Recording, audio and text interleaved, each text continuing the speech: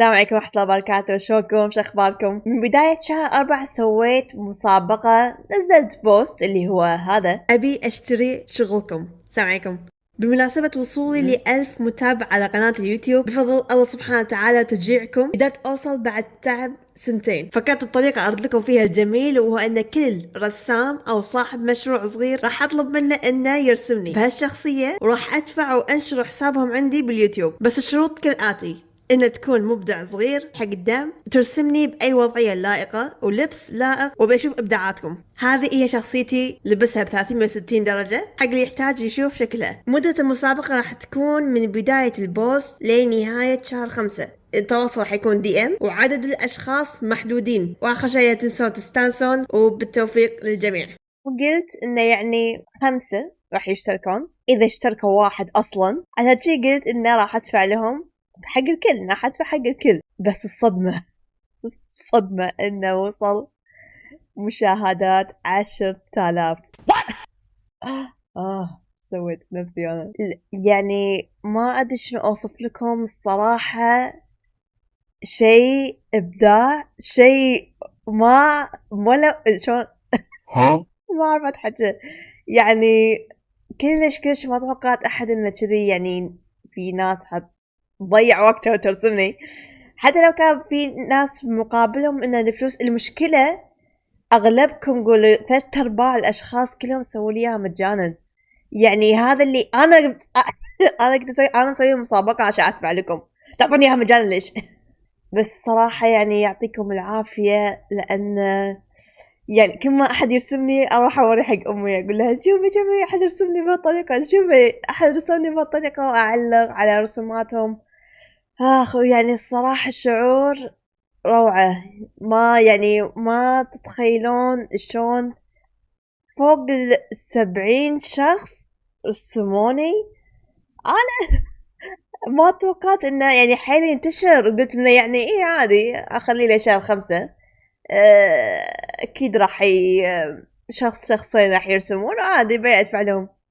ما لقيت إلا أول 4 أيام فوق 50 شخص قاعد يدز لي. عشان شي وقفت المسابقة من أول 5 أيام أصلا. بس شنو قلت إنه إذا تبون أنتوا تدزون رسوماتكم عادي أحطها عندي بالحساب، هذا أقل شيء أقدر أسويه. بس لأن للأسف ما أقدر. أنا مو غنية أولا، ما توقعت الناس كلها شي حتشارك.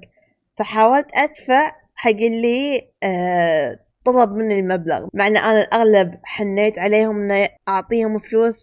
بس الله يجزاهم خير، والله يوفقكم يا رب. ان رسمتوني بطريقة. وكان هم في ملاحظة، في بعد ملاحظات راح اقولهم بعدين. بس اللي انا بوصله يعني انا دائما اسوي مسابقات مثل جيف اويز وكذي، خاصة يكون بايدنتي او باغراضي، او يعني يكون اي شيء.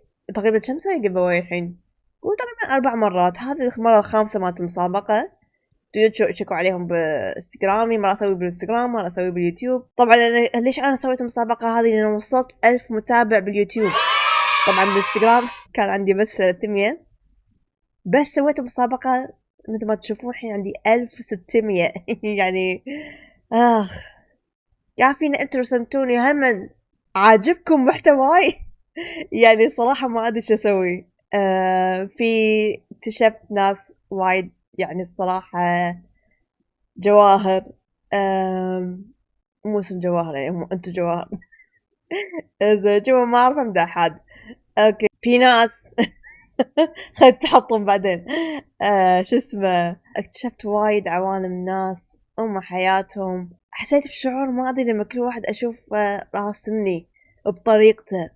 يعني هذا وايد اثر فيني. يلا بس خلاص. الحين نبدي. الملاحظات اللي عندي.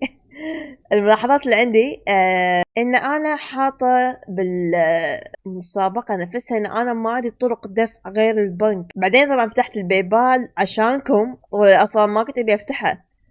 في ناس يقولون لي مثلا لا احنا ما عندنا بيبال، احنا صغار. فأقول لهم أوكي شنو عندكم طريقة ثانية؟ طبعا جربت مع 4 أشخاص ويستر يونيون، ولو شنو ما راح أسوي هالطريقة، لأن خليت أبوي يروح يرد فوق 5 مرات يعني الصراحة كان تعذيب. فلا راح أكنسل وستر يونيون للأبد. بس أنا قايلة بالمسابقة أنا ما عندي غير بنك اللي هو ومض. شنو هو ومض؟ اللي هو عن طريق رقم التليفون. الطريقة هذه بس بالكويت. في متسابقين ثانيين قالوا لي نعطيهم جيفت كارد بستيم، جيفت كارد بألعاب ثانية، بجنشن، بايدنتي، هذه كلها اوكي. مع ان دشيت مواقع اول مرة اكتشفها ودفعت لهم عادي. في مرات في كم شخص طبعا ما ضبط معاهم، حاولت يعني بأقصى الطرق لدرجة إنه بس قفلت ما أبي إلا غير البايبال والبنك. في بعضهم عصبوا، في بعضهم قالوا لي أنتي وعدتينا. أنا ما وعدت شيء، لا تحطوا كلام على أقول كلمة. ما وعدت شيء، ما وعدت إلا بالبنك. هذا أولا. بعدين كتبت بالتعليقات إن أنا حطيت البايبال. فلأن أول مرة أسوي هالطريقة، أول مرة يوني ناس وايد، فتعلمت شغلة قرصة حقي وحقهم. هذا أولا. ثانيا كان المفروض إن أنا أحط شروط إنكم ما ترسموني بعيون، لأن هذا نسيت إنه يعني الصراحة على آخر مسابقة هني تذكرت إنه ما أقول لكم ارسموني بعيون عشان ما تاخذون إثم. أدري إن بعضكم أصلا إنه عادي يرسم رسوماته بعيون عادي، بس أنا لأن ما أبي أخذ إثم إني أنا طلبت منكم إنكم ترسمون عيون. هذه لأن ما كانت رايحة عن بالي وناسية. فإن شاء الله إذا سويت مرة ثانية هحدد شروط أكثر. بعضهم قلت لهم شيلوا الموسيقى على طول تذكرته، بس الأول العيون للأسف نسيت إني أقول لكم. شو كنت بقول بعد؟ طبعا بهالفيديو راح يكون في هم هدية مني لكم حق شخص. هالشخص هذا راح يشوف الهدية، ما راح أقول لكم ويني بأي جزئية. يمكن أول فيديو، يمكن الحين بعد شوي، لا يمكن بنص الفيديو، يمكن لنهاية الفيديو. ما راح أقول شنو هي لأن على طول حتعرفون إذا شفتوا الفيديو كامل. وسويتها طريقة لأن أبيكم تشوفون رسومات الناس، أبيكم تدعمونهم، مو بس تدعموني أنا، أبيكم تشوفون إذا عجبكم مثلا رسومات وحن تطلبون منهم، تشوفون شغلهم، حتى لو بدون ما تطلبون منهم، بس كمتابعة إنكم تتابعون بعض. ما تدرون إني كم من إن شاء الله من بابي تنفتح أبواب وايد، كل واحد يصير عالم واحد، عالم هبة. ها إيه. والشغلة الثانية كانت لازم أخلي بشهر 5 أو شهر 4 لأن الكل عنده امتحانات، لأن أنا أصلا دوام، فكلش ناسي إن اختبارات الحين. فهذا غلط مني إنه يكون توقيت غير. إنزين، فالحين راح ندش حساب السابع عشان نشوف رسوماتهم، وهم نسوي لهم لايكات ندعمهم شوية. أنا حطيتكم هني باليور آرت، أكون قايلة أساميكم صح. في بعضهم رسموني قبل فراح أقول أساميهم. أول شيء هذه أول رسمة من شخص اسمه ليان. مقالة أتعجب. شخص اسمه ليان عجبني وايد، حط شعاري من ورا والعيون والوضعية كل شيء ما شاء الله. والثانية من آي إيفلين. يا ربي ما ينفع شي شلون أوقفه. زين إذا أضغط شي لا. الصراحة وايد تونس القطوة والنجوم والوضعية هي كلها كيوت. أما هذه الرسمة من وحدة اسمها رينيه، هذه عندي تواصلت معي بديسكورد عشان تبي تاخذ كانت سكن ايدنتي. فيعني الصراحة شنو أقول أقول تفاصيل الشعر، تفاصيل يا ربي. إذا سويت بتليفوني، أنا أصور بتليفوني أحسن عشان الله. يعني تفاصيل الشعر، طريقة التلوين، الوضعية، يعني الصراحة يعني إبداع. رسموني أهمل شبي. تونس. هذه رسمة اسمها ملاك آرتست، يعني الشعر، الوضعية كلها وشون سووا تفاصيل التضليل. ملاك راح أحط لها كم لايك.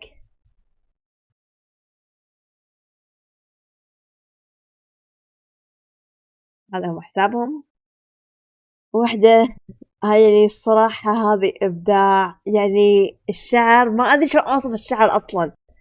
العيون، السكون، الهدوء، لا أنا يعني غرامي كذي.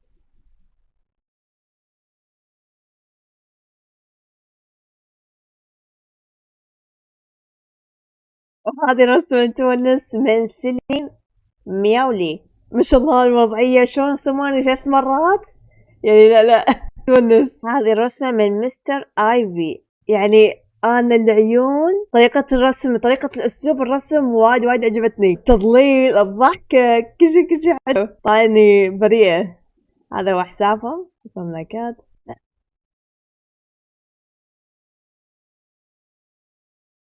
الرسم اللي وراها من شخص اسمه ريكسل. أول مرة أتوقع أحد يرسمني ببكسل. وايد حلوة عجبتني. هذا هو حسابهم.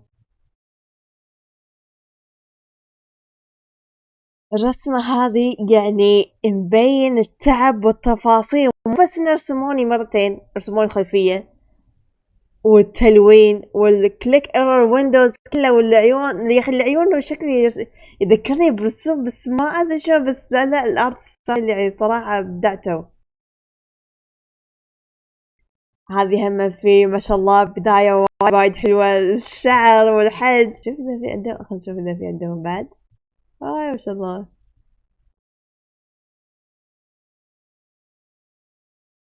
وهذه من رسمة نو جاناجلا أتوقع أحمد. الرسمة وايد تونس، من ناحية القطوة والجيبي والنجوم الخلفية، وأنا شخصيتي بعد نفس وايد. أما هذه تذكرني برسوم اللي على سبيستون. يا أخي شلون الرسوم القديم وايد حسن، الشعر الفلفي وحاطين لي هم الوردة مالت الكويت. لا وايد الاسم وطريقة العيون روعة. طبعا راح تشوفون في ناس راسمين عينتين غير وعين واحدة مو غير، لأن عرفوا ان انا واحدة عيني حمراء واحدة عيني زرقاء. اللي بعد اللي راسمينهم اثنيناتهم نفس العيون مو عارفين، ولان انا ما ارسم فما كان عندي اي طريقة اني اقول لهم. هالرسمة هذه حق زي كوكيز. يعني ما شاء الله ابداع وايد شو راسمين.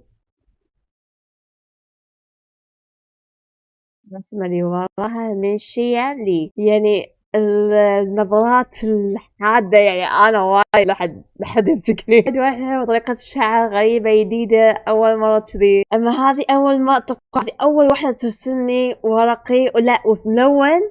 يعني الصراحة ما أدري شنو أبدعتي يا نهى. رسامة ورقية، يعني شوفوا رسماتها ما شاء الله. كانت العيون كان انمي. الرسمة اللي وراها من بيكسل، يعني هذه اول مرة اشوف يكون بيكسل. ما ادري شو انتم ترسمون، ما شو تتحملون انتم ترسمون بهالطريقة. من انج فور ضحى انجلش، يمكن فور ضحى. طلع لك رسماتها وايد تونس.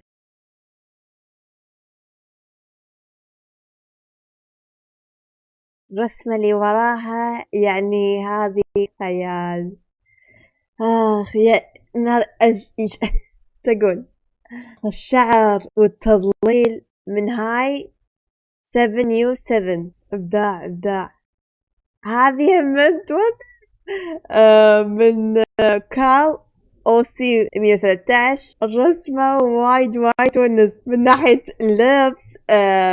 ايه اللبس قاعد يقولون كم شخص يقول لي ان الشخصية اللي رسمتها ما كان واضح. شو ما كان واضح يعني لا خلا اهدي شوية. شو ما كان واضح يعني، ما ادري نفسي شنو اللي مو واضح فيه، او هل انا ما رسمت عدل؟ فاعطوني رايكم. لا بس هاي رسمة وايد حلوة. اما هذه الابداع انه خلفية الالوان، طريقة الجوتي اللي هذا اللي على ما يسمونه الشرايط اللي على الريل، التنورة، طريقة نغيره واللبس والعيون، تفاصيل نرسمها مرتين وورقي وملون. لا ابداع يا لينارد.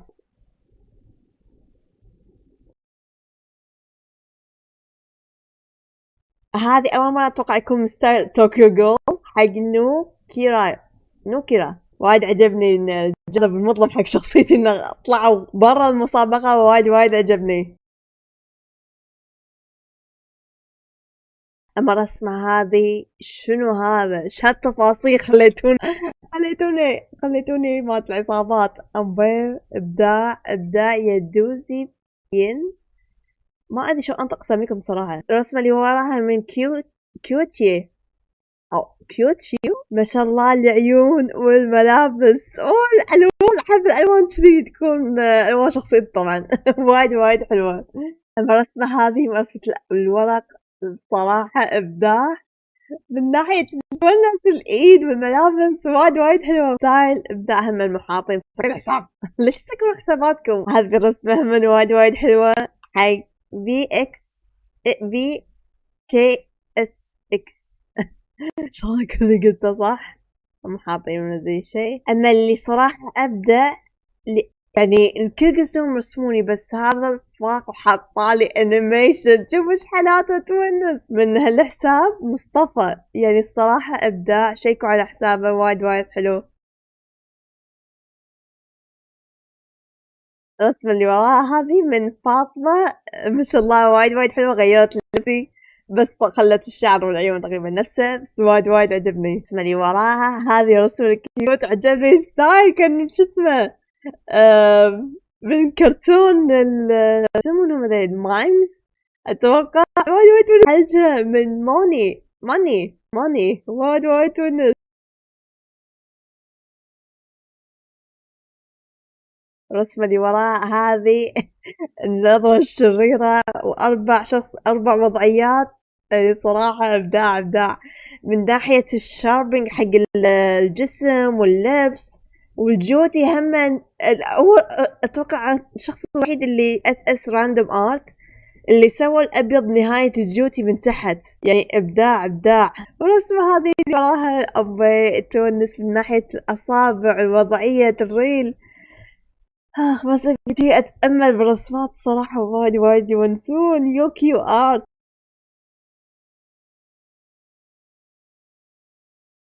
أما هذه رسمة يعني صراحة كافي الخلفية كافي الوضعية وقطوتي شيري بعد تحسون كأنها مو بس رسم اللي هم يرسمون عاديين لا رسمة يعني لأن حاطين الجنطة يعني هذه التفاصيل غير الجوتي والتفاصيل اللي هذا الدوائر الصغار الخيوط مال الجوتي انا ما قد حاطها كشخصيتي بالشعر تفاصيل يعني الريد الضوء والظل بيضة شو اسوي فيكم انا حق رينام ارت يعني تستحقون اكثر واكثر باين ما شاء الله رسماتهم يمثلون.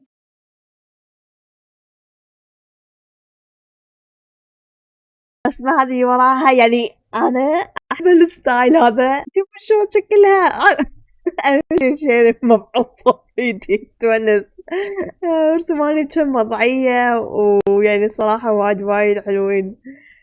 طريقة الستايل هم وايد حلو أحب كذي من رافق إبداع الصراحة. انتم مبدعين بستايلكم يعني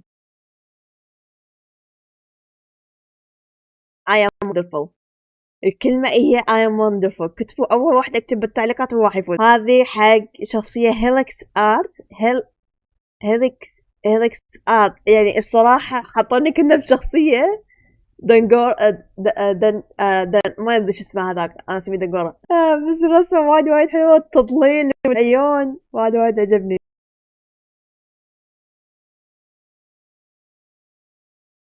الرسمة اللي وراها حق جيكسرل أتوقع ما شاء الله الوضعية والعيون عجبني وايد تضليل العيون والشعر وايد حلو وايد حلو والخلفية بعد الصفرة ملائمة حق الريز ملوتي.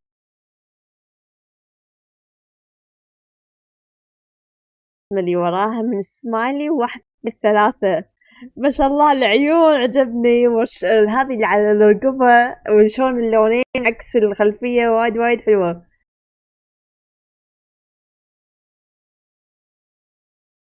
الرسمة اللي وراها ما شاء الله من I love design التضليل والشعر وايد تونس وهذا اللي حاطه على ريلي منظمات الجروح اتوقع وايد حلو طريقة وجودي هم جديدة عيوني هني وايد كله مغمض اني قاعد طالع تليفوني تحت. الرسمة هذه دخلوني بشخصية سلندر مان اللي ما عارف أبوي وايد وايد حلوة عجبتني من رابح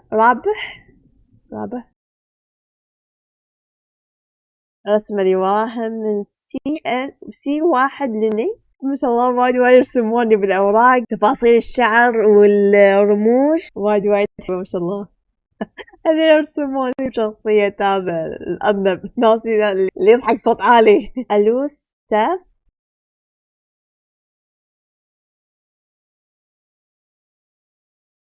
الرسمة هذه من ستايل RK BO الوقفة والضحكة والشعر مال فظيع فظيع الرسمة هذه وايد وايد تونس من آمي 73462 ما شاء الله وايد وايد حلوة أما هذه من الأنمي هذاك ما شو اسمه اللي عظمة اوكي عرفت بس أول مرة لعبت فيه فناسية من ساياكو حلو حلو التفاصيل شو رسمتني مرتين والطوفة كافي العيون والسكينة بتاع الرسمة هذه تذكرني بمونتي كريستو يعني ما أدري ليش الألوان والعيون حاطيلي بعد أظافر لا لا لا إبداع وهذا هم اللبس شوي غير من عندهم وايد وايد حلو من سولان إكس أوه ما إيش صوت شي راح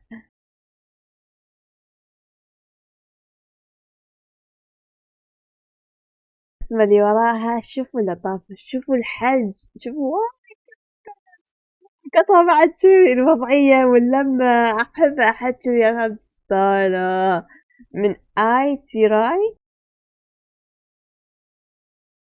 أما الرسمة هذه كافي نرسمه يعني شنو هذا الإبداع العيون أنا حاطيني تحت كني من شخصية أنمي اللي شلون هذاك سكنة لا لا لا إبداع من يودس أتوقع هذا اسم ياباني شوفوا أنتوا التفاصيل إبداع إبداع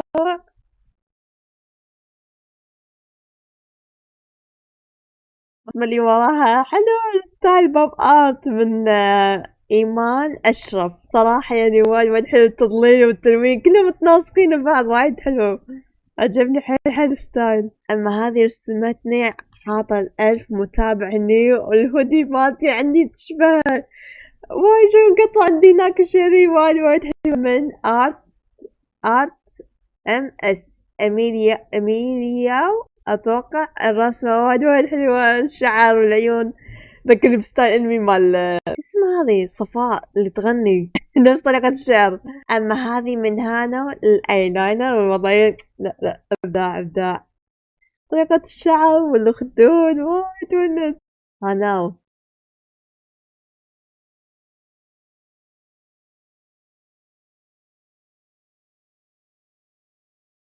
الرسمة اللي وراها تونس من واحدة اسمها زوي الصراحة يعني حيل حيل عجبني العيون والوضعية الجبي وايد وايد حلوة تونس وشو استعملت اسمها بالألوان الثلاثة يا أخي أنتم مبدعين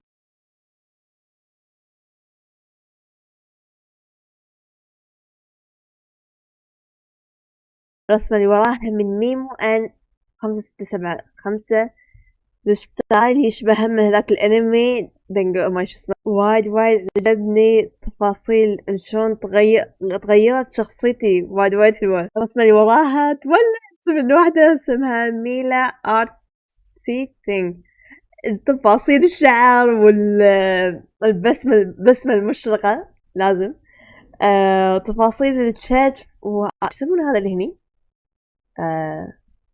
اللي تحت الرقبة ما أدري شنو اسمه بس يعني وايد وايد مبدعين وايد تحب وايد حلوة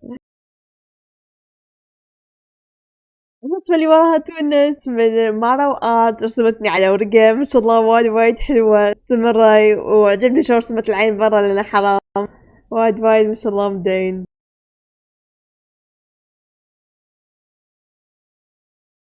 الرسمة اللي وراها شنو هذه مو رسمة واحدة هذه فل كفر هذه مليون رسمة رسمتني واللبس غيرت لبسي صار أحلى أنا خلاص حغير شخصيتي أحب أفكار منكم من بلو فلاش يعني الصراحة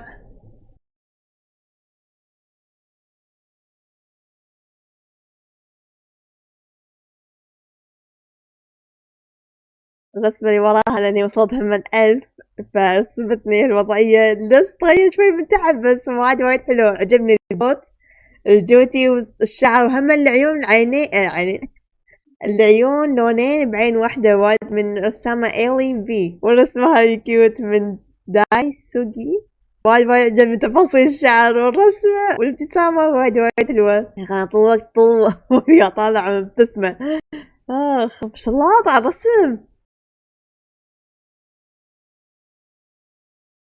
الرسمة اللي وراها من المبدعة ما شاء الله تايو تشان يعني شا أقول الشعر العيون شا قاعد طالع حدة غير ما أعرف أوصف بس حدة الرموش الايلاينر والشعر وشو حاطين هذا الدوائر الصغيرة عشان يعني مبين تشوفون هني وايد حاطة تفاصيل على الشعر وايد حلوة تايو ما شاء الله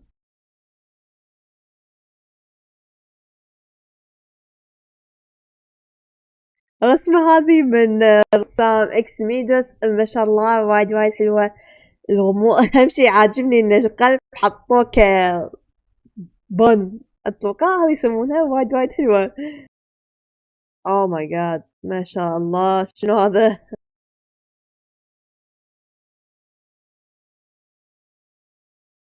الرسمة الثالثة من المبدعة رينيه مرة ثانية هم رسمتني يا أخي المرة ضافت على شعر الكليبسات اليد والسماعة واللبس وايد حلو الرسمة هذه من فال 7 زن ما شاء الله عجبني طريقة لبس إنها غير ودهم نبي له عيون ما شاء الله عليكم الرسمة اللي وراها هذه شنو هالتفاصيل شنو هالأشياء من ناحية البالونات والهذا اللي شو يسمونه ما أدري شو اسمه هذا 3 سمر ما شاء الله يعني الوضعية شلون فوق تحت جسم كامل تفاصيل الشعر والتضليل والعيون كذا يا أخي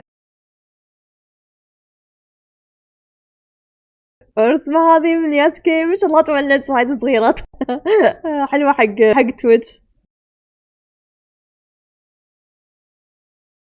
الرسمة هذه اللي وراها عجبني الستايل كأنه الكوميكس وش طريقة الشعر غير والملابس هم غير ورسموني 4 مرات مع قطة الشاري يا جيلي فيش ما شاء الله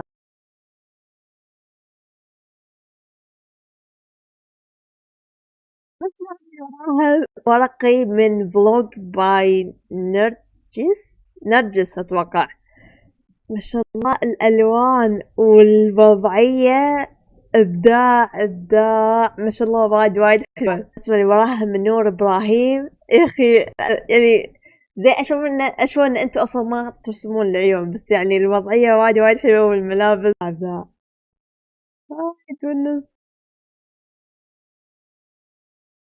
الرسمة الورقية اللي ورا سألوني وايد شخص أسئلة وايد عجبني إنه يبون ما مو عشان بس مسابقة يبون يسألوني إن أنا هم شنو أحب الرسمة من عدنان وايد حلوة حطت جنطة على وجه سنيب وايد عجبني اوه ما شاء الله بعد حلو رسمهم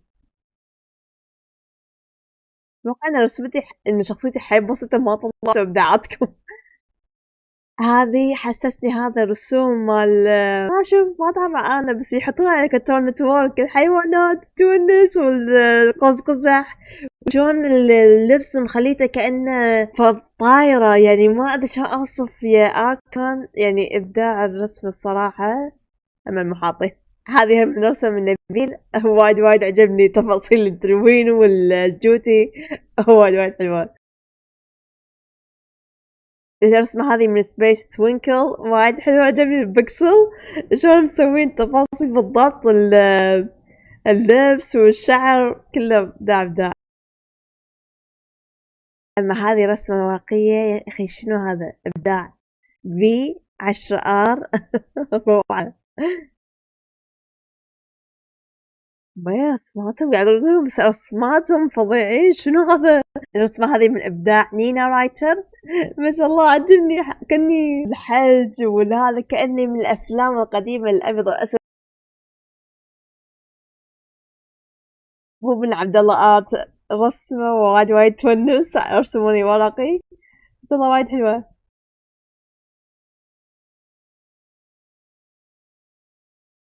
الرسمة هذه شنو أقول؟ الشعر، العيون، الضحكة، يعني تحسون قصة فيها، يعني ما أدري شلون أشرحها. في ناس يبين إنه حيل حيل تعبوا على رسمه. يا أخي لوكي لا، يا أخي ما أدري شنو أقول. إبداع إبداع والله. لا لا استمروا تكفون. بس الرسمة أول ما شفتها شفت في أحد راسمني غمازات، قاعد يقول مش عارف هذول أنا عندي غمازات ليكون عارفيني. هذه الرسمة اسمها ميمو. وايد جبتني، رسمتني مع الوردة مالت الكويت والحج، وطريقة تلوين العيون وايد وايد حلوة. اسمها هذه من كي بي اس 41. ما شاء الله وايد وايد حلوة. رسموني على وضعيتين. يا اخي تظليل الشعر هني ناعم، يعني ما ادري شلون، وايد وايد حلو الشعر. والوضعية شلون معلقة بالبالون، وهاي شلون متسندة على الطاولة، وايد وايد حلوة. اما هذه يعني الثرون، شنو اقول؟ وضعية الملكية لازم. من رسام حسن درور سمني بالورقي. انتو شوفوا تفاصيل الكرسي، او هذا اللي ماسكته كين، ما ادري شلون ينطق بالعربي، عصا عليه قطوة مال شيري، والكوكيز، والتفاصيل الذهبي على لبسي، البنطلون والجود، يعني لا تفاصيل. ابدعت وايد، مو بس ان انت رسمت شخصيتي، لا، رسم الواها من نايمة وايد وايد عجبني. أهم شي كنت شايلة تحت، وتفاصيل البحر والشمس من ورا شلون منعكس على شخصيتي، وايد وايد حلو. البنطلون والخيوط اللي على الهودي مالتي وايد وايد حلوة. اللي وراها الكيوت من سعيد غلال، ما شاء الله وايد وايد حلوة. رسموني بأربع وضعيات، الستايل غريب وحلو. الحدة بين اللبس والشعر وايد وايد عجبني. آخر رسمتين اللي واحدة اسمها شمس، ما شاء الله وايد عجبني الحلج والشعر، طريقة التلوين وايد وايد حلوة. آخر رسمة معانا اللي هي من الرسامة ياس إزهير، حسابها باليوتيوب. ما شاء الله الرسمة وايد وايد عجبتني، شلون حاطين شخصيتي وإيدي والقطوة هم والكمبيوتر اللي أشتغل عليه. ما شاء الله وايد وايد حلو، يعطيكم العافية. بس جذي نكون وصلنا حق نهاية الفيديو. أدري كان الفيديو طويل، محطوط عندي هني إن الفيديو مدته ساعة. الله يستر من عجل عليه. أرد أعيد وأقول يعطيكم العافية حق كل رسام خلى وقته بس عشان يرسمني ويرسم شخصيتي ويشارك بهالمسابقة. وكان ودي اني اعرض لكم الجميل، فاول جزاكم خير حق كل اللي شارك وياي. وان شاء الله اسوي هالمسابقات بالمستقبل. انا تقريبا اللي عارفني دائما اسوي مسابقات من فتره لفتره، وكل مره يكون في اشياء جديده، يعني مره مسابقه، مره جيف اواي ملابس، مره اتوقع انا دائما كنت اسوي جيف اواي ملابس، بس مره سويت شيء حق الرسامين. كان هدف من المسابقة نفسها بما أن الشغل AI، فكان ودي إنه أدعم الرسامين مثل ما هم دعموني باليوتيوب. فما توقعت الصراحة كل هالمشاركة، وما أدري صراحة شو أسوي بعدين. اللي حاب إنه يكون معاي بهالتجربة هذه حياكم، أتشرف بوجودكم. وإذا عندكم أفكار حق أي مسابقات بالمستقبل كتبوا لي تحت بالتعليقات، وإن شاء الله ما يكون خاطركم إلا طيب. كانت مع كنت بقول كانت معكم هبة. أشوفكم بالفيديوهات القادمة، ومع السلامة.